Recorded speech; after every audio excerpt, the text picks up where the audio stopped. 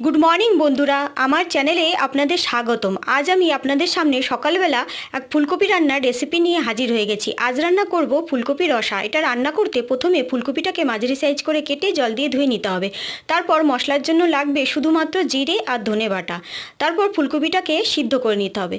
নিয়ে কড়াইতে তেল গরম করে জিরে, তেজপাতা, শুকনো লঙ্কা ফোড়ন দিতে হবে। দিয়ে টেস্টি করার জন্য তেলের ওপরে ক্যাপসিকাম আর টমেটো দিয়ে দিতে হবে। দিয়ে বাটা জিরেটাকে দিয়ে দিতে হবে, দিয়ে কষাতে হবে। তারপর ফুলকপিটাকে দিয়ে দিতে হবে। দিয়ে পরিমাণ মতো নুন, হলুদ, কাঁচা লঙ্কা দিয়ে ফুলকপিটাকে ভালো করে কষাতে হবে। বেশ অনেকক্ষণ কষানোর পরে জল ঢেলে দিতে হবে। দিয়ে নেড়েচেড়ে ফুটতে দিতে হবে। জলটা সামান্য পরিমাণ দিতে হবে, কেন ফুলকপিটা সিদ্ধ করে রাখা ছিল।